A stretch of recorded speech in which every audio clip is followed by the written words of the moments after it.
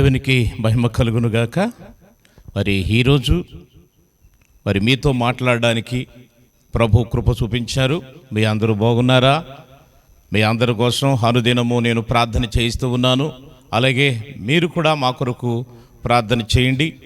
అలాగే ఈ వీడియో చూస్తున్నా ప్రతి ఒక్కరికి నా హృదయపూర్వకమైనటువంటి ధన్యవాదాలు తెలియజేస్తూ ఉన్నాను. ఈనేటి దినాన్ని సంఘము గురించి కొన్ని విషయాలు మనము ధ్యానం చేసుకుందాము. సంఘము అనేటువంటి పదం వచ్చేసరికి ఇది తెలుగు పదం కాదు, గ్రీకు పదం. సంఘము అనేటువంటి దానికి ఎక్లెసియా అనే అంటారు. అనగా సంఘము అనేటువంటి విషయాల్లో మనం చూసినప్పుడు ఒక బిల్డింగ్ కాదు, లేక ఒక కట్టడాలు కాదు. సంఘము అనేటువంటిది ప్రజలు అని అర్థం అన్నమాట. ఆ ప్రజలు ఎవరు అంటే క్రీస్తు రక్తము చేత కడగబడిన వారు, ప్రత్యేకింపబడిన వారు, లోకము నుండి వేరైన వారు అని అనేకమైనటువంటి అర్థాలు వస్తూ ఉంటాయి.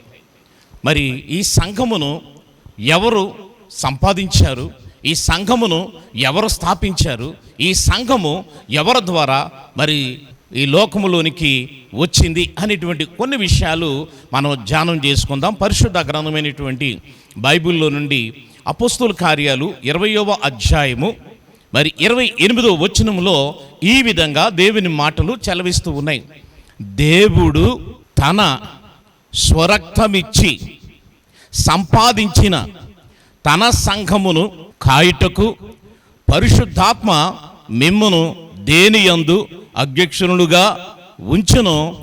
ఆ యావత్ మందను గురించి మీ మట్టుకు మిమ్మును గూర్చి జాగ్రత్తగా ఉండుడి. ఇక్కడ ఒక క్లారిటీ లేక ఒక ఖచ్చితమైన ఒక విషయాన్ని మనం జ్ఞాపకం చేసుకోవాలి. చాలామంది అనుకునేది ఏమిటి అంటే, దేవుడు స్వరక్తం ఇచ్చి అన్నారు కదా, అది క్రీస్తు కదా కార్చింది, యేసుక్రీస్తు ప్రభువారు కదా సిలువ మీద తన రక్తమును కార్చింది అని అంటారు. అవును, యేసుక్రీస్తు దేవుడు అనటానికి అపోస్తలుడైన పౌలు 20వ అధ్యాయం 28వ వచనంలో ఖచ్చితంగా చెప్తున్న మాట ఏమిటో చూడండి. దేవుడు అని ఎందుకు అన్నాడు, ఎందుకు సంబోధించాడు అంటే, యేసుక్రీస్తు దేవుడే. ఎలా దేవుడు అంటే మనందరికీ తెలిసినటువంటి ఒక మాటను జ్ఞాపకం చేస్తాను. యోహాను సువార్త 1వ అధ్యాయము 1వ వచనంలో ఉంది, ఆది యందు వాక్యముండును, వాక్యము దేవుని యొద్ద ఉండును, వాక్యము దేవుడయుండును అని చెప్పబడుతుంది. అదే యోహాను సువార్తలో 1వ అధ్యాయం 14వ వచనములో ఆ వాక్యము అనగా ఆ దేవుడు శరీరధారి అయి కృపాసత్య సంపూర్ణుడిగా మన మధ్య నివసించును అని 14వ వచనంలో చెప్పబడ్డది. అంటే ఇప్పుడు ఆ వాక్యం ఎవరు? దేవుడు. ఆ దేవుడు ఒక గర్భాన్ని వెతుక్కుని ఆ గర్భములో మానవుడుగా యేసుక్రీస్తుగా ఒక శరీరాన్ని ధరించాడు. అంటే ఇప్పుడు ఆ వాక్యం ఎవరై ఉన్నారు? దేవుడై ఉన్నాడు. అందుకనే యేసుక్రీస్తు ఎవరు అంటే దేవుడు. స్థిరత్వంలో రెండవ వ్యక్తిగా మనం గుర్తించవచ్చు. మొట్టమొదటిగా దేవుడు అని తండ్రిని అంటారు. తర్వాత కుమారుడైనటువంటి యేసుక్రీస్తుని దేవుడిగా చూస్తున్నాడు. అలాగే పరిశుద్ధాత్మ దేవుడిగా మనం చూస్తూ ఉన్నాం. అంటే త్రిత్వములో ఏకత్వమైనటువంటి దేవుడిగా మనం చూస్తూ ఉన్నాం. ఇక్కడ మనం ఒక విషయాన్ని జ్ఞాపకం చేద్దాం. ఇప్పుడు చూడండి, దేవుడు అనగా క్రీస్తు. ఎందుకంటే స్పష్టమైనటువంటి రుజువు యోహాను సువార్త మనకి తెలియజేసింది. అందుకనే దేవుడైన క్రీస్తు తన సొంత రక్తమునిచ్చి సంపాదించిన సంఘము, ఈ సంఘమును కాయుటకు నిన్ను, నన్ను, మనల్ని ఆ సంఘం మీద కాపరులుగా నియమించాడు, బోధకులుగా నియమించాడు, అంతేకాదు పరిచారకులుగా నియమించాడు. ఈ రోజున ఆ సంఘం పైన నీవు ఎలా ఉన్నావు? ఆ సంఘమును నువ్వు ఎలా కాస్తూ ఉన్నావు? ఆ సంఘమునకు ఎలాంటి బోధను నువ్వు అందిస్తూ ఉన్నావు? ఒక్కసారి మనము జ్ఞాపకం చేసుకోండి. ఎందుకంటే చాలా చక్కని మాట సంఘానికి ఇందులో అనేకమైనటువంటి పోలికలు మనకి కనపడుతూ ఉంటాయి. ఎందుకంటే యేసుక్రీస్తు ఏం చేశాడట?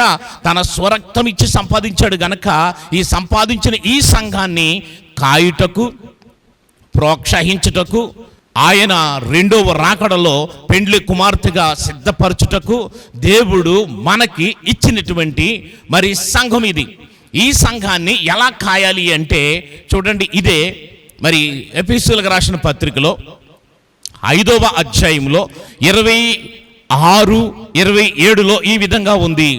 అది కళంకమైనను ముడతైనను అట్టిది మరి ఏదైనను లేక పరిశుద్ధమైనదిగాను నిర్దోషమైనదిగాను మహిమగల సంఘముగాను ఆయన తన ఎదుట దానిని నిలవబెట్టుకొనవలనని వాక్యముతో ఉతక స్నానము చేత దానిని పవిత్రపరిచి పరిశుద్ధపరచుడికై దాని కొరకు తన్ను తాను అప్పగించుకొనెను. ఇక్కడ గమనించండి, ఈ సంఘం ఎలాగుండాలట? కళంకము లేనిదై ఉండాలి, ముడతలు లేని సంఘమై ఉండాలి. అంతేకాదు పరిశుద్ధమైనదిగా ఉండాలి. ఇది దేవుడు అనగా యేసుక్రీస్తు కోరుకుంటున్నాడు. ఆ బాధ్యత నీకు నాకు మనకి అప్పగించాడు. ఈ రోజున అనేకులు మనం చూసినప్పుడు సంఘాన్ని నిర్లక్ష్యం చేస్తూ ఉన్నాం. సంఘాన్ని మరి ఏ విధంగా మనం చూస్తున్నాము అంటే నిర్లక్ష్యపరుస్తూ లేక సరైనటువంటి విధానంగా ప్రేమించకపోవటం జరుగుతూ ఉంది. అందుకనే ఈరోజు యేసుక్రీస్తు సంపాదించిన సంఘం ఎలా సంపాదించాడు అంటే తన రక్తమునిచ్చి.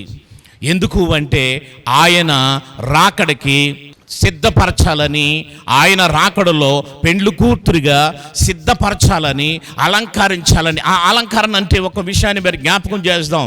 ఏంటి అంటే గలతీయులకు రాసిన పత్రికలో మనం చూసినప్పుడు గలతీ 5:22 మరి ఆత్మ ఫలము అనేటువంటి మరి 9 ఆభరణాలుగా మనకు కనపడుతూ ఉన్నాయి.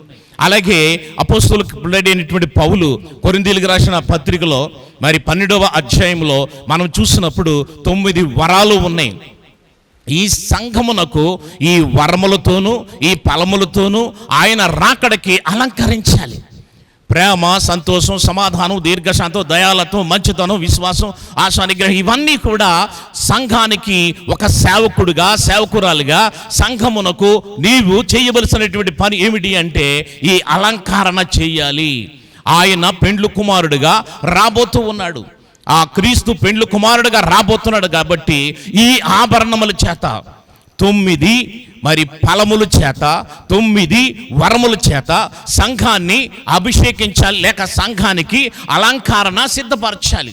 అది దేవుడు కోరుకుంటున్నాడు. అందుకనే నిన్ను ఆ సంఘానికి మరి కాపరిగా నియమించాడు. అందుకనే అక్కడ ఉన్నటువంటి మాటను గమనించండి.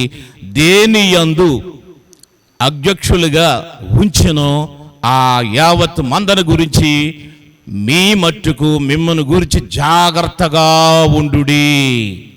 దేవునికి మహిమ కలుగునుగాక. కాబట్టి జ్ఞాపకం చేసుకుందాం, ఈ రోజున మరి దేవుడు ఆ మందను కాయుటకు నిన్ను ఉంచాడు. కాబట్టి ఏ విధంగా నువ్వు ఆ మందను కాస్తూ ఉన్నావు? ప్రేమతో కాస్తున్నావా లేక నీ ఇష్టానుసారంగా కాస్తున్నావా? అందుకే ఉన్న మాట గమనించండి, జాగ్రత్తగా ఉండు. మందను గురించి ఏం చేయాలంటే మిమ్మల్ని మీరు జాగ్రత్తగా ఉండు. జాగ్రత్త అంటే ఏమిటో తెలుసా? డేంజర్. ముందు జాగ్రత్త పడకపోతే అపాయం లేక తీర్పులోనికి వెళతావు. దేవుడు సంపాదించిన ఈ సంఘమును నువ్వు జాగ్రత్త కలిగి కాయాలని ప్రభు పేరట తెలియజేస్తూ ఉన్నాను. ఈ రోజున ఈ మాటలు వింటున్నా నీవు ఒక్కసారి నిన్ను నువ్వు పరీక్షించుకుని ప్రభు ఎదుట సిద్ధపడి ఆయన రాకడికి సిద్ధపడదాం. అలాంటి కృపతో దేవుడు నిన్ను నన్ను మనందరినీ నడిపించి సహాయం చేయునుగాక. ఆమేన్.